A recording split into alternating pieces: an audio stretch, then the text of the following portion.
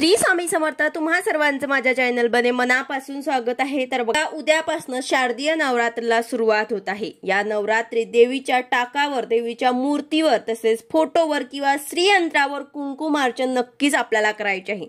कुंकुमार्चन म्हणजेच काय तर कुंकू आपल्याला अर्पण करायचं आहे। आपल्या घरात लक्ष्मी राहावं, प्राप्त लक्ष्मी स्थिर होण्यासाठी, अखंड लक्ष्मी प्राप्तीसाठी, कुलदेवीचा आशीर्वाद राहण्यासाठी, घरातील सर्वांची प्रगती होण्यासाठी कुंकुमार्चन अवश्य आपल्याला या 9 दिवसांमध्ये करायचं आहे।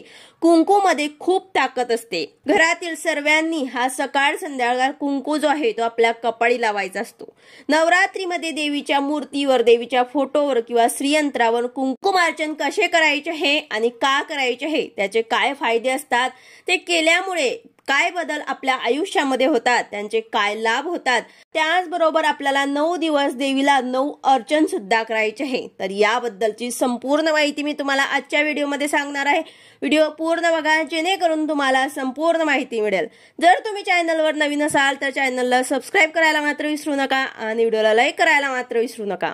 तर बघा कुंकुमार्चन का करायचं असतं, तर आपल्या घरामध्ये माता लक्ष्मीचा वास राहावा, प्राप्त लक्ष्मी स्थिर राहण्यासाठी, अखंड लक्ष्मी प्राप्तीसाठी आपल्याला कुंकुमार्चन करायचं असतं। कुंकुमार्चन करणं म्हणजे काय तर अर्पण करणं म्हणजेच वाहनं, श्रीयंत्रावरती किंवा देवीच्या फोटोवर आपल्याला कुंकू व्हायचं आहे, म्हणजे कुंकुवाचं आपल्याला अर्चन करायचं आहे। यामुळे कुलदेवीचा आशीर्वाद आपल्याला मिळत असतो। कुलदेवीचं जे कृपाछत्र आहे, संरक्षण कवच आहे, ते आपल्या घराभोवती राहतं।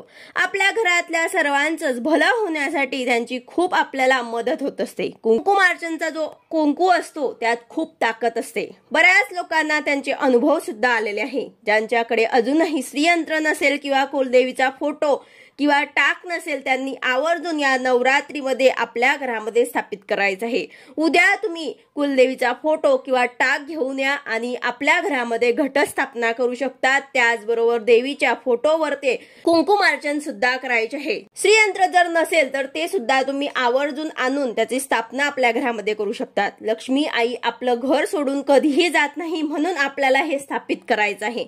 बघा हे 9 दिवस आपल्याला देवीच्या आवडत्या गोष्टी करायच्या आहे आणि जर आपण देवीच्या आवडत्या गोष्टी केल्या तर आपल्याला सुद्धा आवडत्या गोष्टी ज्या आहेत ते देवी आई देत असते। श्रीयंत्र जे आहे ते देवी लक्ष्मीचं आसन आहे आणि आपलं आसन सोडून लक्ष्मी आई कधीच जात नाही। तर यामुळे आपल्या घरामध्ये श्रीयंत्र स्थापित करायचं आहे। त्यांची सेवा जी आहे ते आपल्या घरात झालीच पाहिजे। तुमच्याकडे जर श्रीयंत्र नसेल तर तुम्ही देवीच्या फोटोवर, मूर्तीवर सुद्धा कुंकुमार्चन करू शकतात।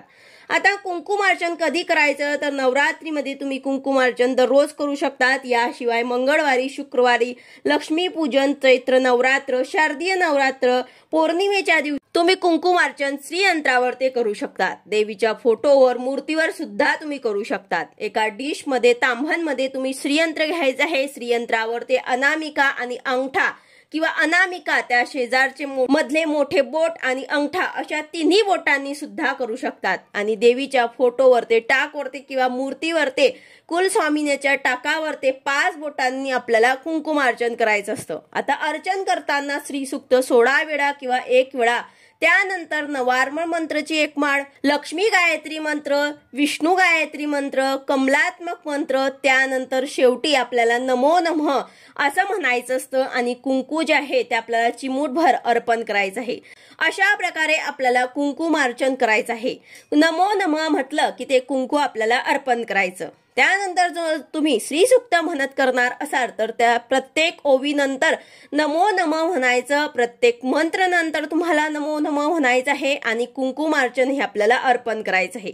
कुंकुमार्चन करणं खूप महत्वाचं आहे। या 9 दिवसांमध्ये आपल्याला कुंकुमार्चन करायचेच आहे।